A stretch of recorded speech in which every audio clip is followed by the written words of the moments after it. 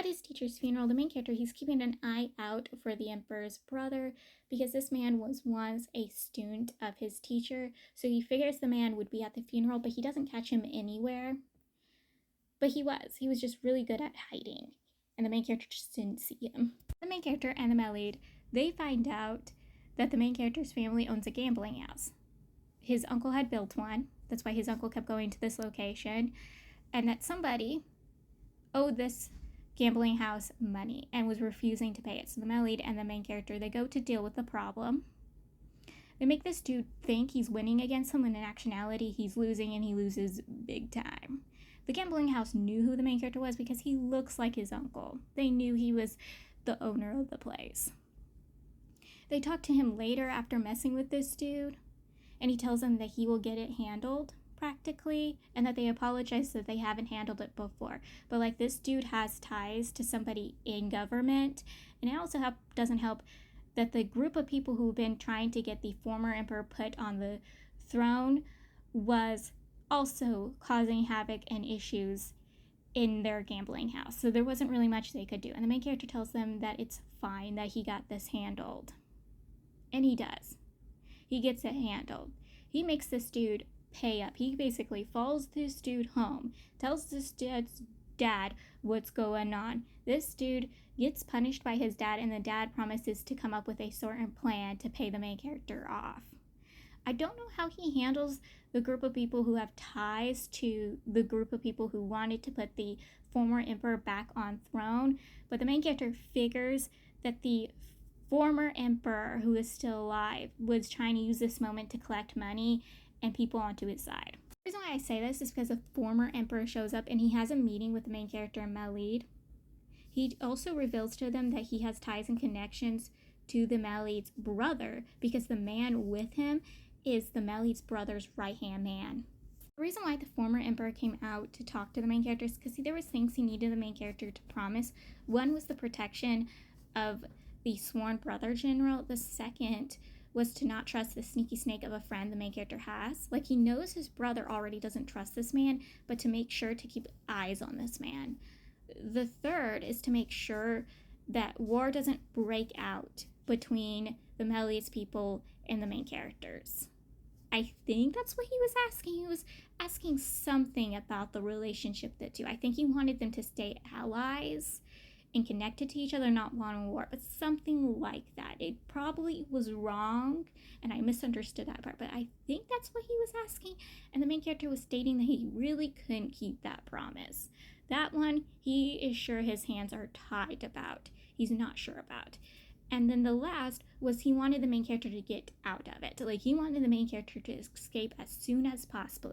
He knew that the main character might be doomed if the main character stays any later. That's all he wanted, and then he leaves. The main character and the Malid, they have a discussion about the Malid's brother and the former emperor, and this whole discussion had me confused. I do not know the connections and relationships between people, how everything is supposed to work out.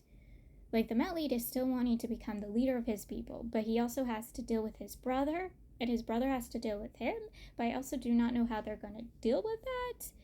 And, like, the former emperor is now involved in all of this, and he's also involved in the gambling debt thingy, and he's trying to get people, but he isn't. Like, the main character is highly suspicious of him, but also not suspicious of him. And I wish this had in the back how everyone's tied and connected to each other, like in 7 Seas. It explains a little details. Like, it still didn't explain enough where I still don't get it confused, because I do with 7 Seas books. But I am confused on this, and I need someone to explain the relationships and ties and connections when it comes to this whole foil. Like, how is the former emperor tied to the Malid's brother? How is the Malid's brother going to handle this whole situation? Specifically, I don't need, like, spoilers. I need just this little part, this whole part that's told to us in book 4 explained.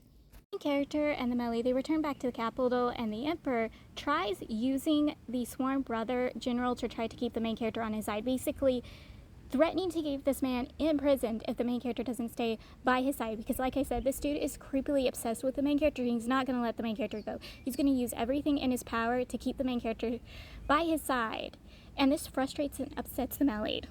And the emperor is trying to back out on his deal with the Melid, which is to help the Melid get control and power and unite his people, which, obviously frustrates and angers the Melid, and they get into a literal fight.